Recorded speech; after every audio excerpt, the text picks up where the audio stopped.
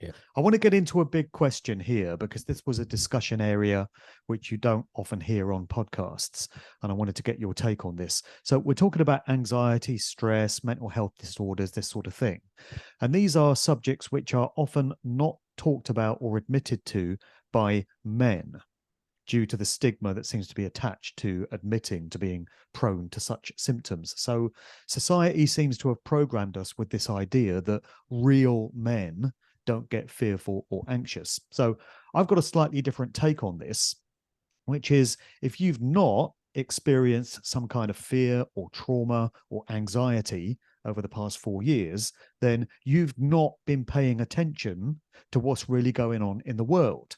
And that means you can't be fully informed and streetwise as to what's happening and to what end. And if that's the case, what use can you be to anyone?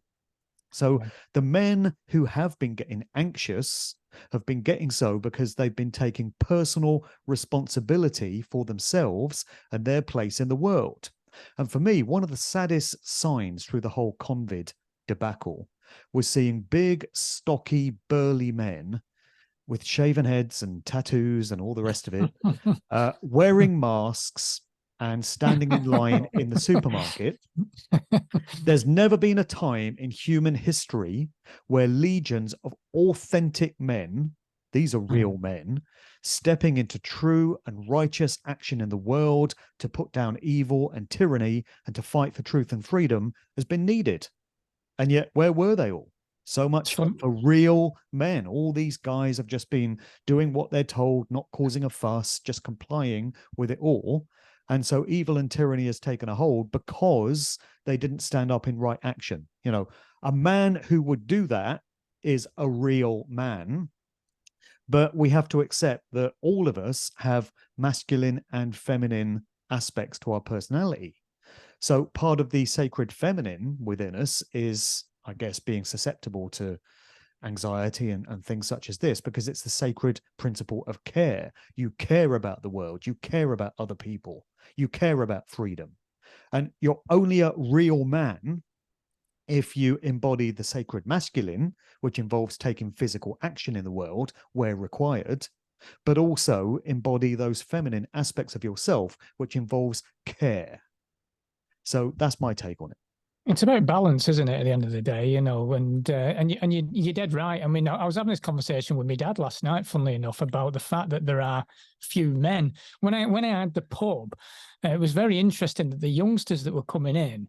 The reason we talked about it with my dad last night, he likes a good ale. My dad, you know, we're talking about the fact that nowadays youngsters, when they come to a pub, they don't drink beer. They don't drink an ale, you know, they're not interested in that. They go and sniff a line of Coke in the toilets and get themselves a Malibu and Coke. They're walking around with flip-flops on and handbags, you know, and we are in a very strange period where, who is it?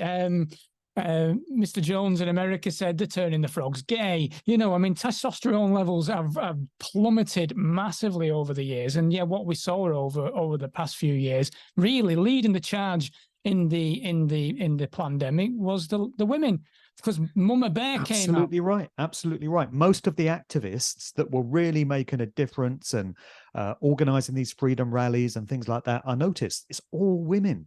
The women have stepped up in the last 4 years. They've really embodied that sacred principle of care. And the men have been put to shame. I mean, I'm generalizing. Obviously, there's exceptions. But, you know, men have just been pitiful in how they've reacted the last 4 years. The women have been doing all the work. They have, but again, it's balanced, because now the women are going out of balance because they're becoming too masculine, because they've been forced into a corner, and people are out of sync. And this is where mental health becomes a problem, because if you are out of balance spiritually, mentally, and physically, you're going to feel it, you know, and anxiety is going to play a part. And there's nothing wrong. Believe me, there's nothing wrong in admitting you're having a problem. There's nothing wrong with it.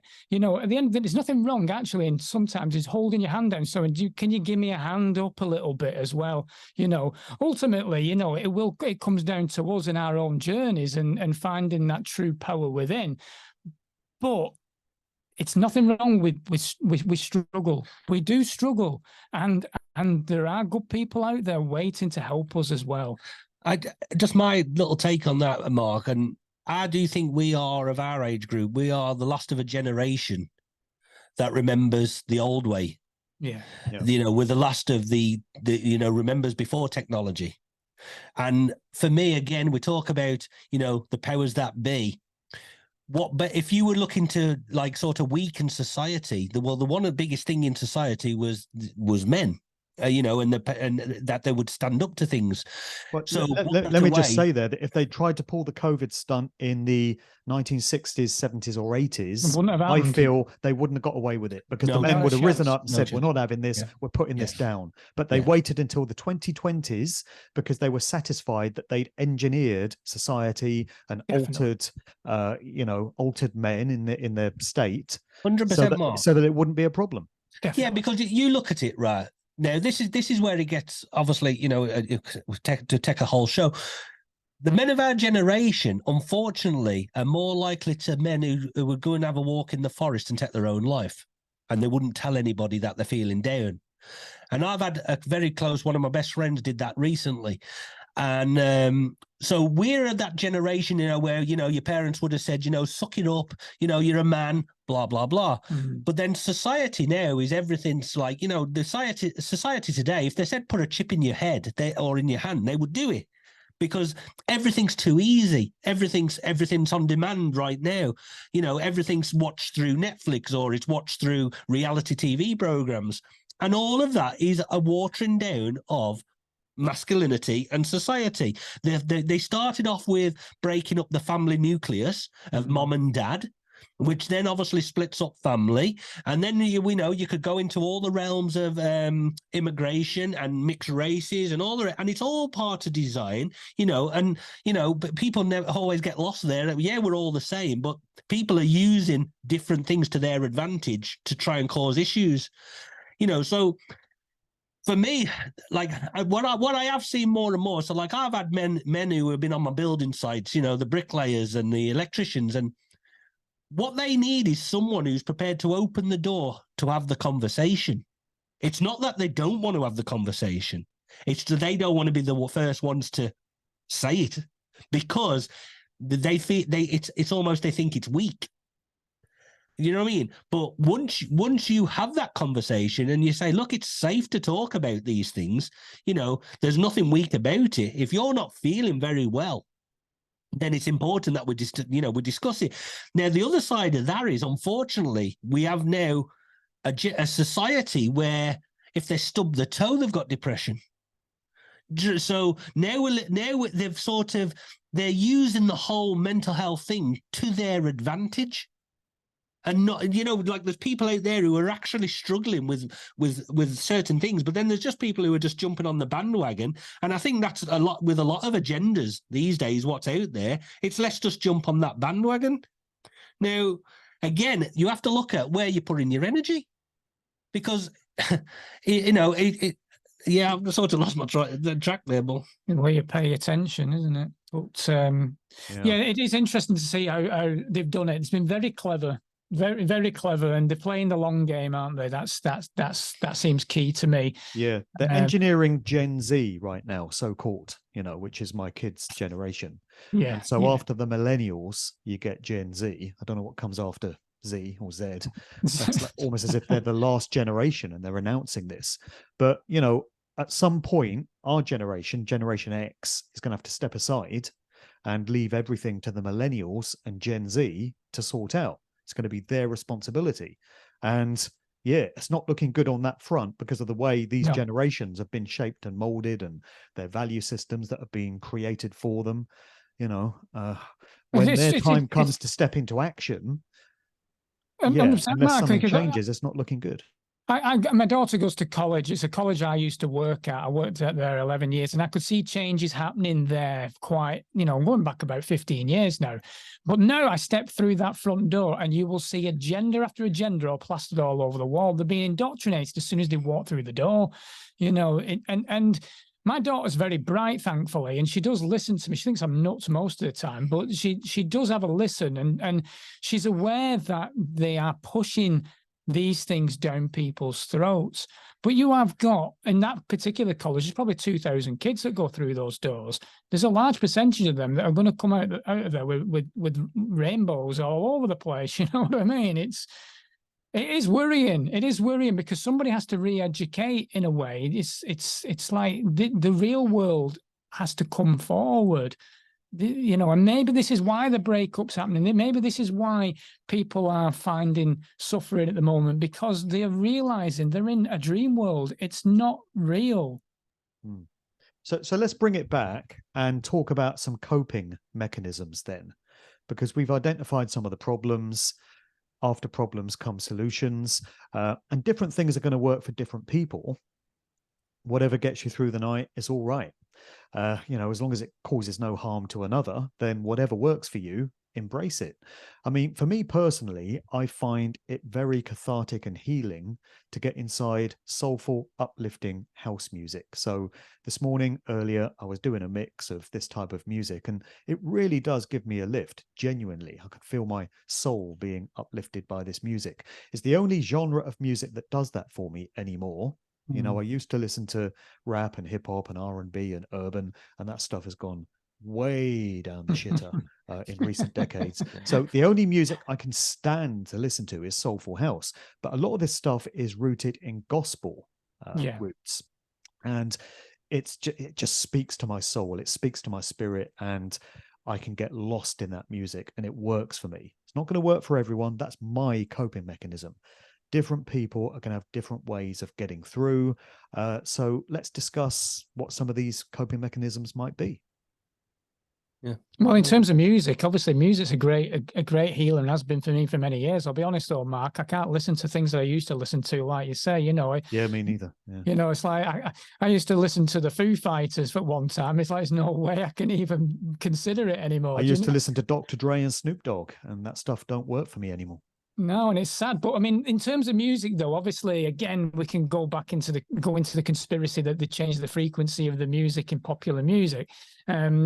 So you could start looking at solfeggio tunes in itself that are tailor made to help on certain levels for particular reasons that you may need help, and that could be anxiety. There are certain frequencies available, and we've been putting out some solfeggio sleep meditations over the past 12 months as well, so people can just bang them on in the background and sleep while they're playing away. Can I just jump in there, because I'm going to have to go in 10 minutes, me, Mark, unfortunately. If we just break people up into two sections for a moment. Right. So you'll have people who are, say, suffering with depression, anxiety, phobias, this kind of stuff, who can tackle it straight head on. And then there'll be people who are a little bit deeper. They want to do a bit of, they want to go back and do the inner child work and the crying and all the rest of it. Right. Again, it is whatever works for that person, because ultimately what it is, it's the electrons in the brain, what is connected to that emotion and the feeling of the event when it first happened, what we're looking to alter.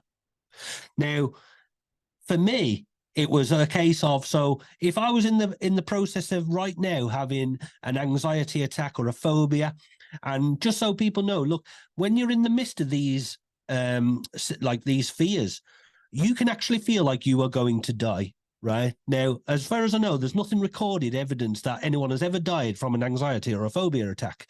So that should be the first little scratch in the CD in your brain that this cannot kill you. Right. Then what I would say then is, if you can either close your eyes or breathe through it while it's happening, you'll notice it might feel like a long time, but it actually only lasts around about 16 to 30 seconds. And then this spike in the emotions and the feelings, they start to reside. And then you can start taking control.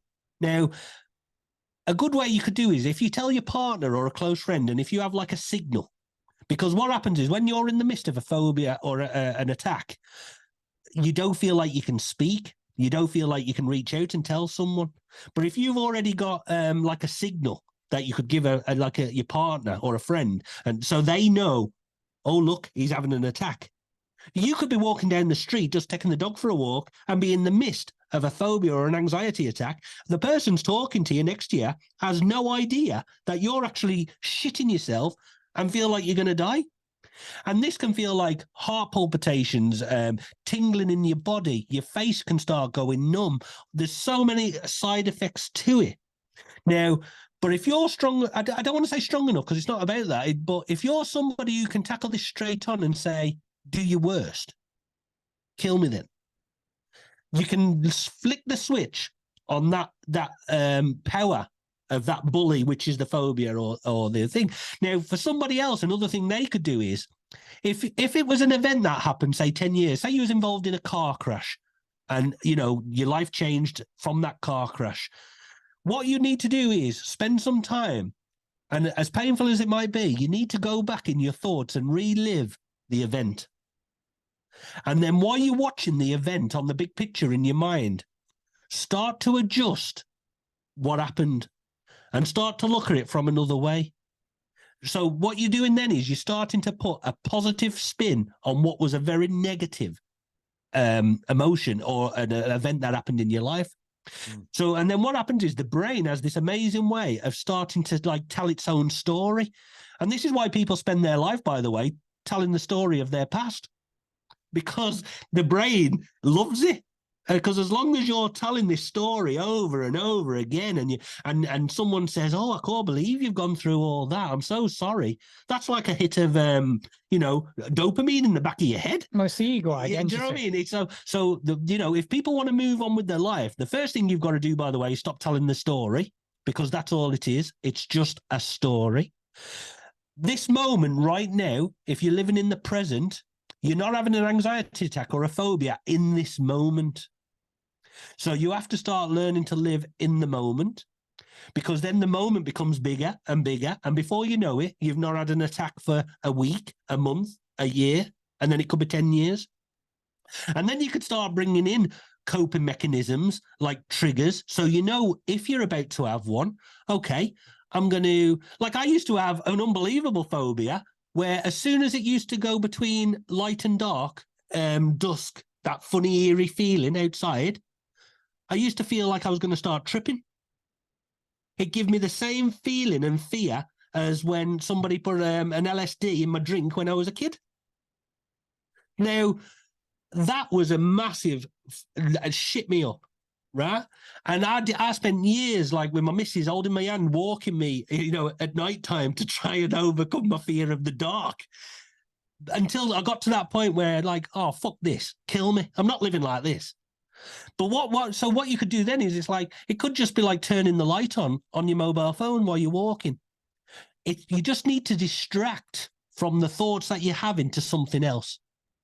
And as soon as you distract the thoughts, you can't hold two thoughts at the same time. So you can either have the fear and that thought, or you can change your thought. So if somebody knows you're having an attack, they can start talking to you and do something to take your mind off it straight away. Well, that's why people use alcohol and drugs as coping mechanisms, because Exactly. it's distraction. Like you say, you know, you want to escape that state of mind that you're experiencing, which is not pleasant. So you need something else to replace it. Some people use alcohol, they use drugs, but you can use music. And there's probably many other things that you can use. You do need to distract your mind from going to unwelcome places. 100%. But these distractions, unfortunately, as well, can distract you from finding your true self also. Now, it's understandable while you're going through an attack that you would want some distraction because it's a horrible feeling. But to really work on yourself and start eradicating these things, we need to start remembering who you are. Then you start having to find out processes of actually unpicking your subconscious mind and why these things keep coming up and up and up. And it's not anyone's fault. It's nobody's fault that you are feeling this way. It's not your fault that you are repeating this cycle, but it becomes your fault when you actually realize why it's happening and you need to do something about it, which is spending a bit of time with yourself. Now, we're not talking about the inner child. We're talking about the programming and how you can do this. So you can start looking at your habits every day. Here's a real quick exercise you can do. So every morning I wake up and I'll look at my phone and I'll look at it for notifications. And then you ask yourself, why? Why do I look for notifications, Ant? Well, because I want to see if someone's contacted me.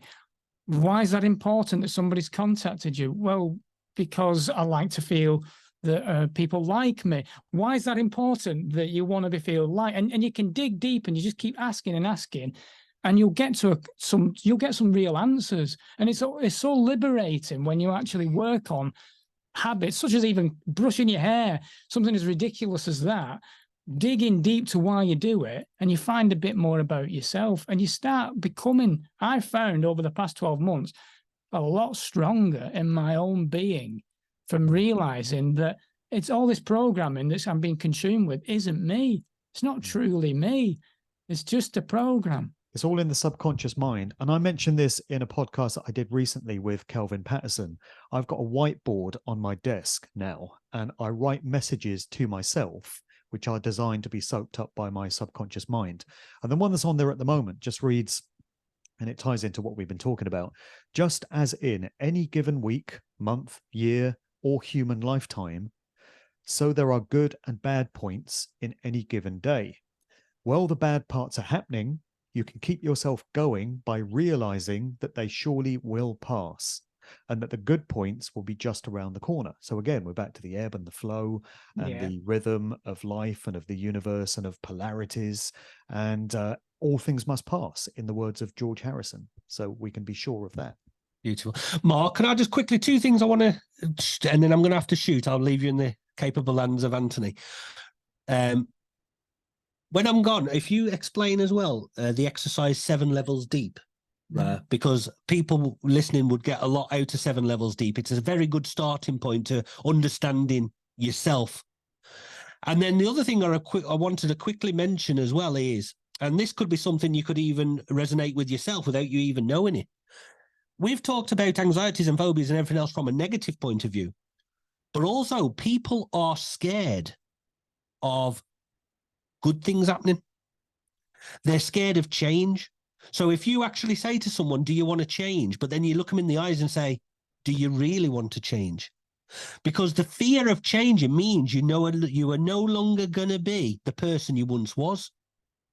Now, that's a lot for people to understand, because then they have to start to admit the person who I once was is not working. I need to become something else. I need to become the butterfly from the catalyst, right? Now, that emotion and that fear can set off a different type of anxieties and worries and feelings. But so it's not always negative as well. People can be fearful of that. People are also scared of success.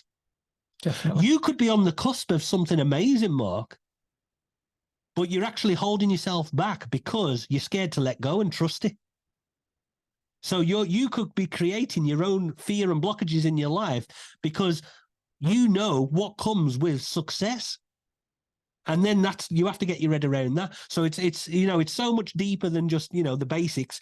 But I'm going to have to shoot because I've got to be somewhere. We're very complex creatures. That's the thing. We're very complex. Thanks so much for talking to you, Mark. And all right, mate. Thank you. Again, mate. Yeah, all the best. Thanks for your contribution to the chat. Great stuff. Well, yeah, I think the whole reality, though, Mark, is very complex. We're all very unique individuals. We're all facing very unique situations as well. So not everything will work for people, but I can go through certain processes that I went through last year, because I found myself after the pub, basically to a point I was so full of shame and guilt that I couldn't even dress myself properly. I couldn't, I didn't see the point anymore in certain respects, and there was dark thoughts and everything else. And it was, how am I going to get through this?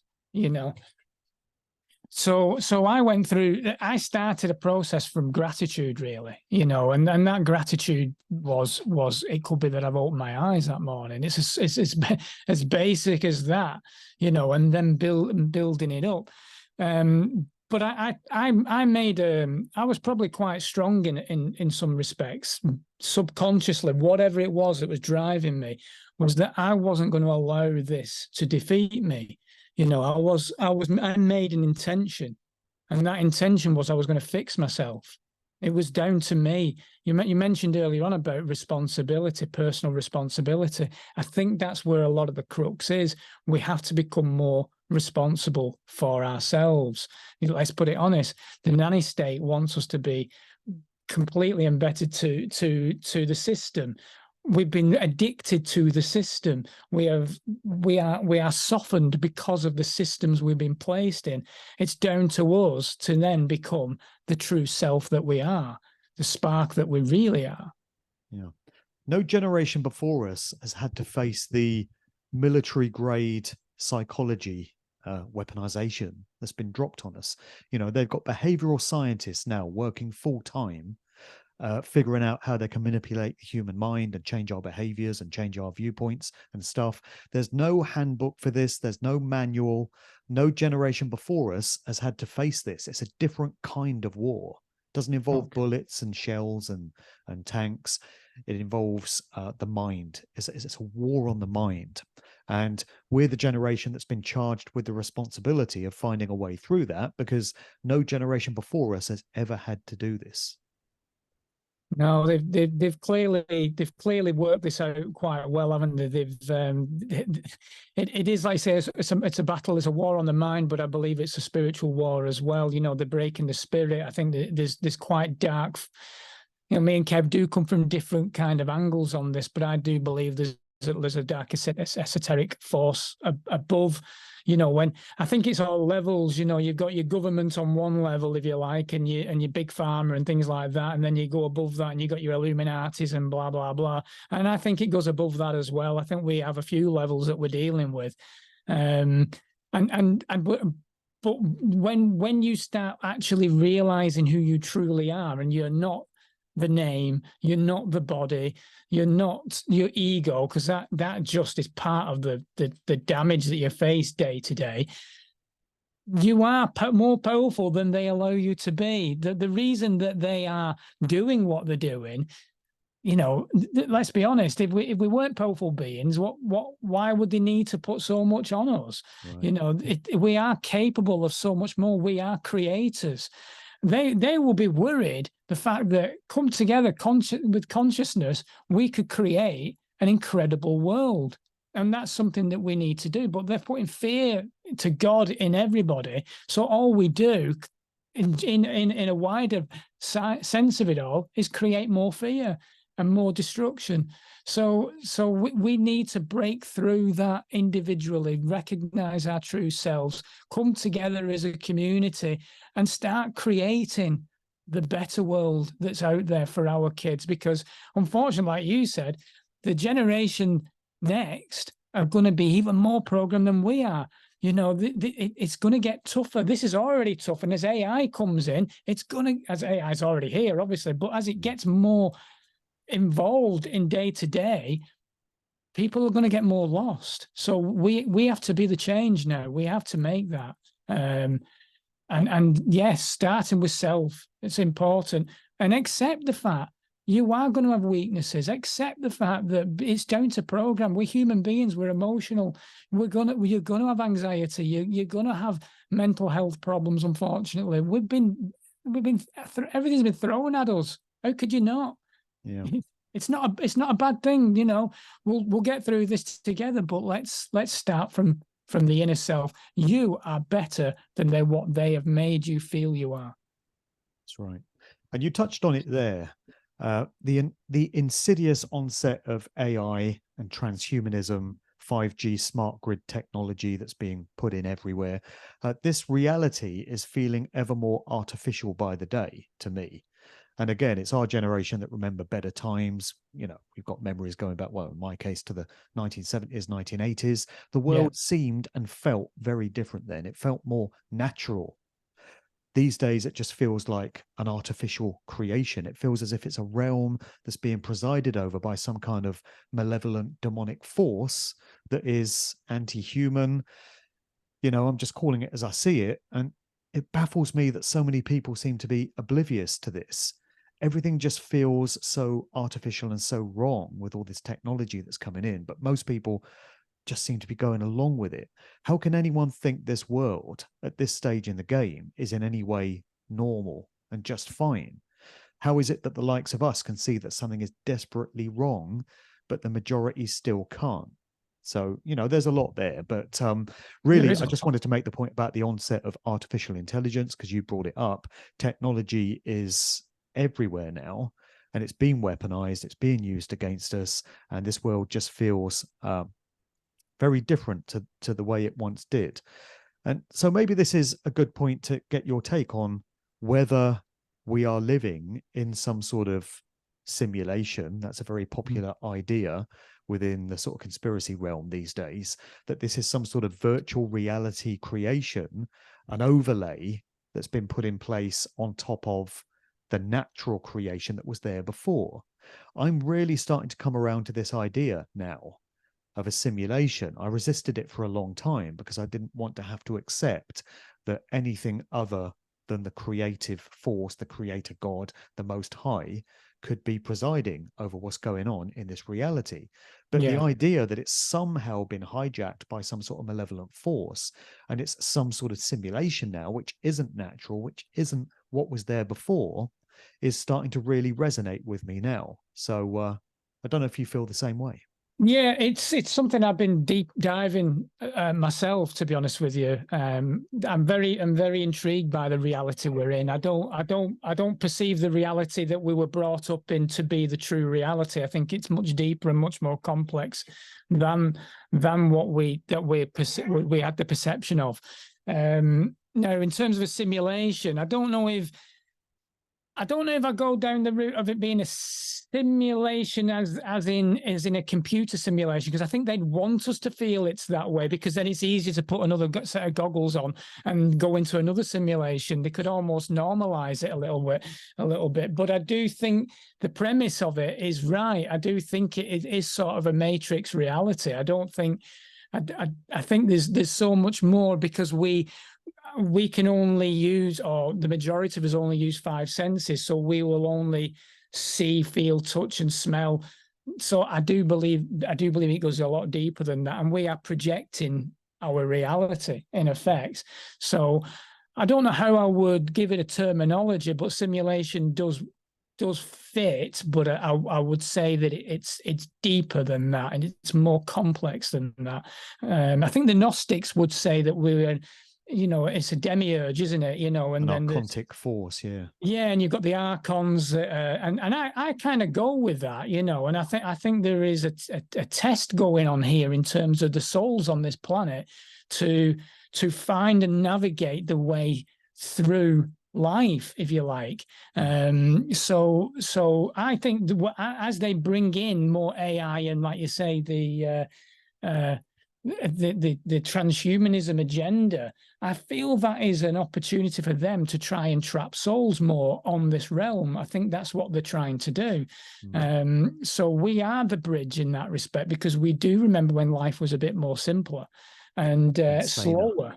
Yeah, and it was a more beautiful life. And I remember when during the COVID, being at the pub, I think it was during one of the lockdowns, and I was I don't drink anymore, by the way. I stopped drinking when I started self-healing, but I had a few drinks. It was on a Christmas. I was the only one in the village that decided to have a Christmas party. I had it on the street, and I was giving free hugs, and all the villagers thought I was nuts, because everyone was frightened of this imaginary thing that was floating around, But I remember crying in my beer while my daughter was there and saying, I can't believe that you're not going to enjoy the life I had.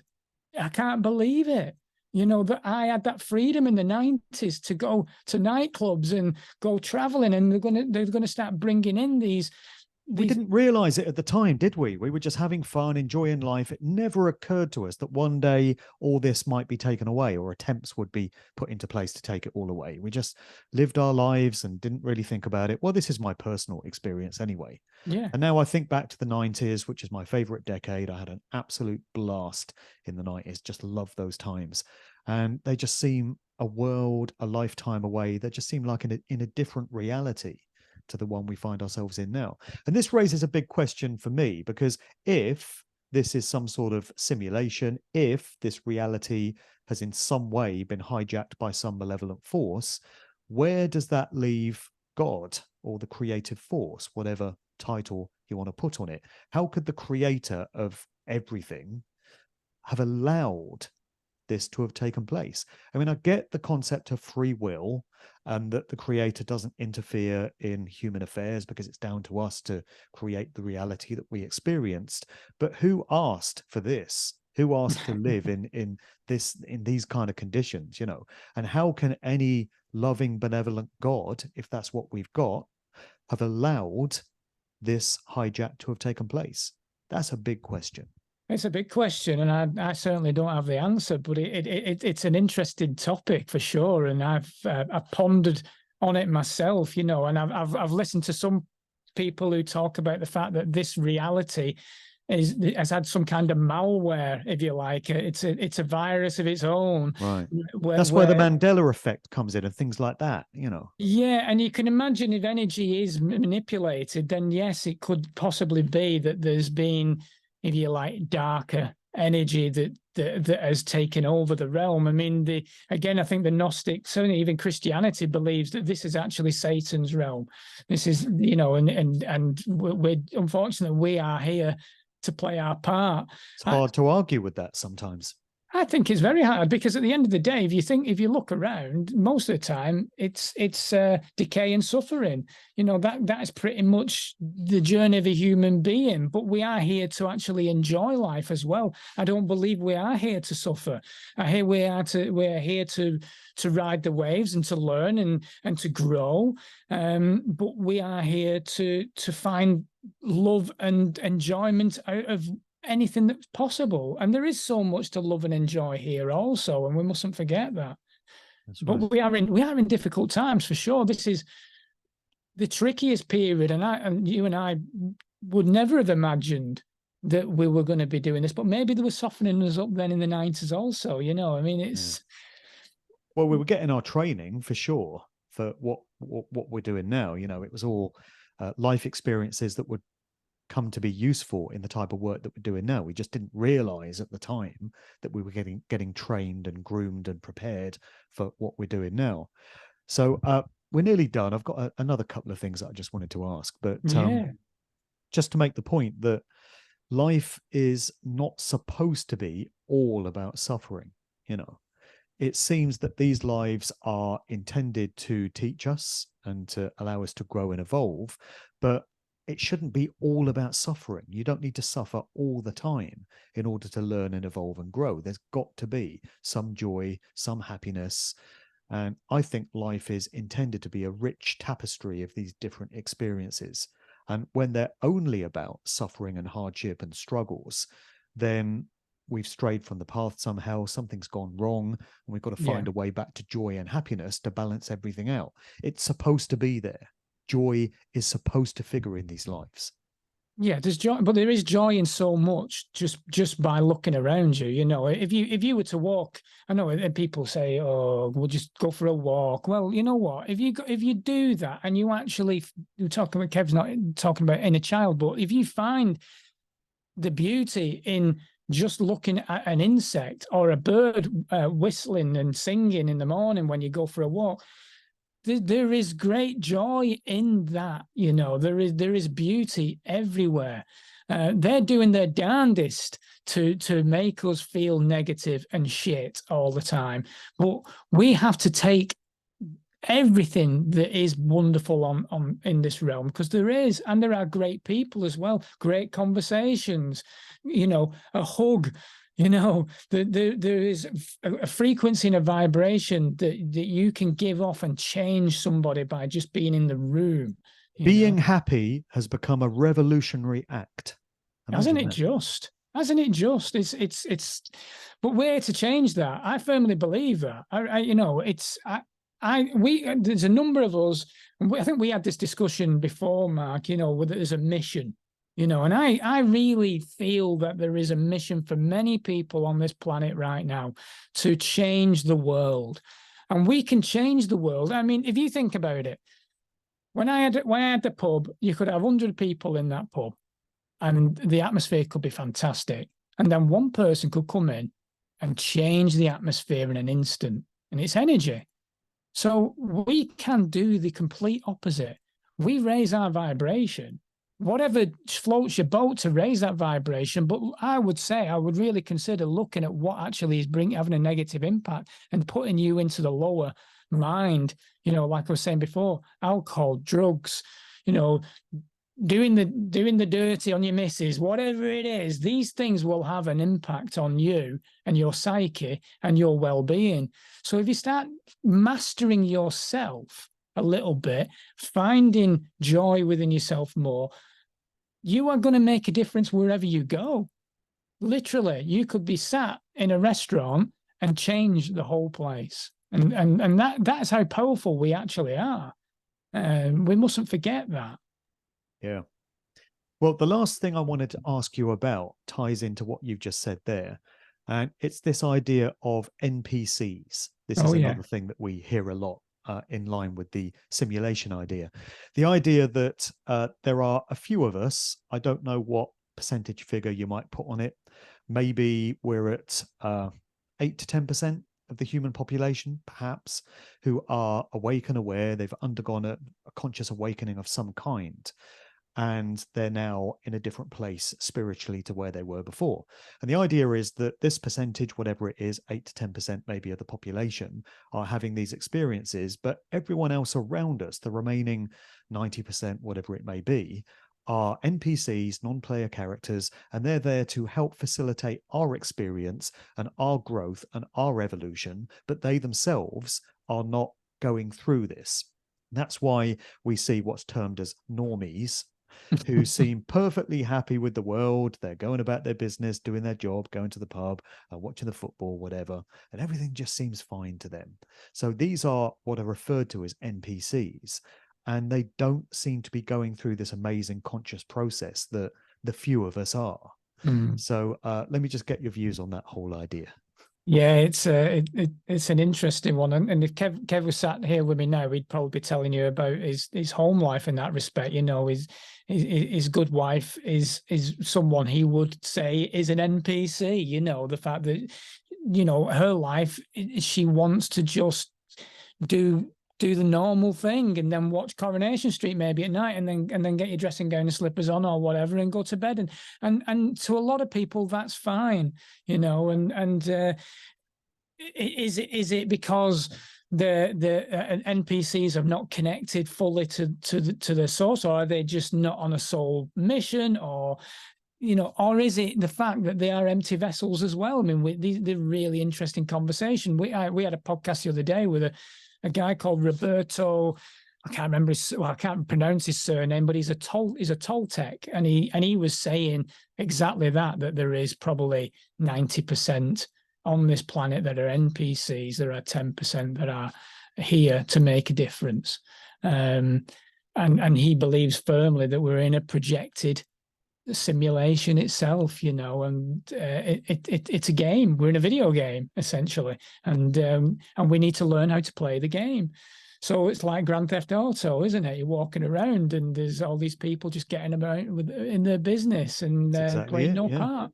And we don't remember agreeing to be a part of this game, and yet here we are. Well, again, I had another podcast with a gentleman called Lawrence. It was a fantastic. Got banned from YouTube actually for some ridiculous reason. I think it's because we mentioned COVID. But he was saying we were trapped here. We were tricked to come here. That was his take on it. And we are the fallen angels was his take. And you know, there's a lot of views on that as well. And our purpose is to find our way back.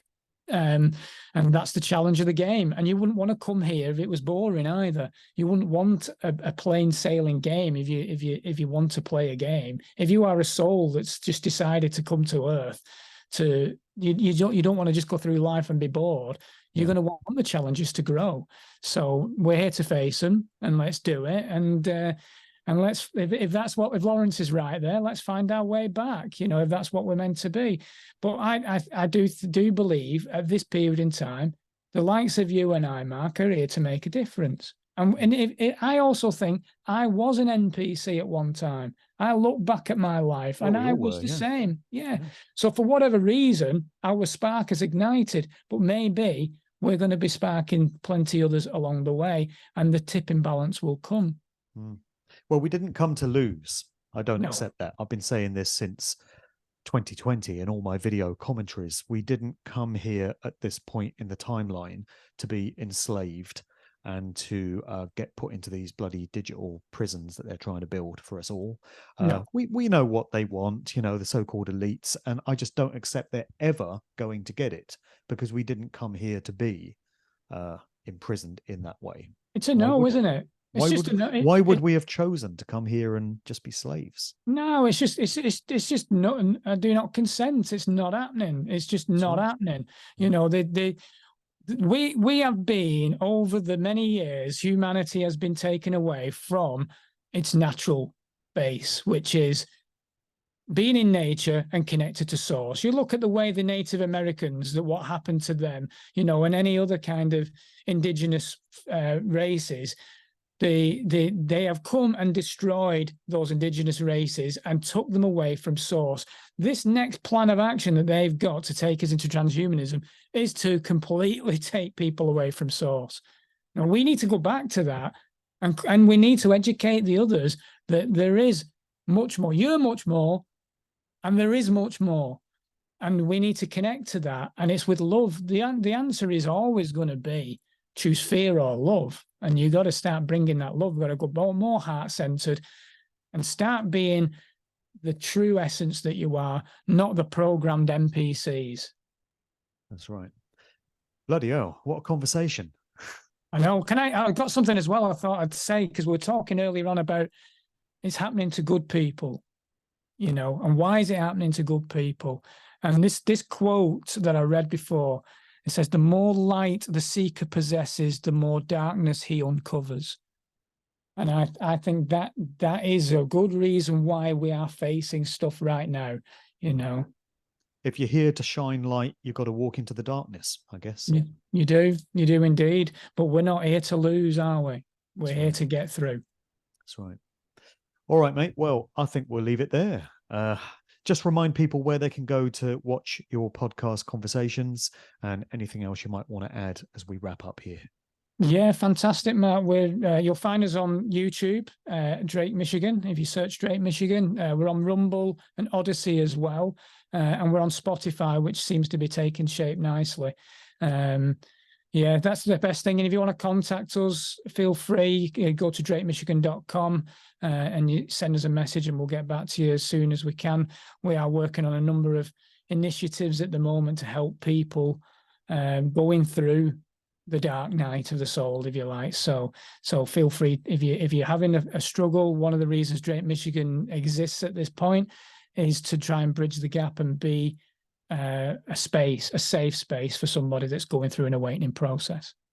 Sure. Okay, and thanks for coming on today. Oh, it's a pleasure. It's great to speak to you again, Mark.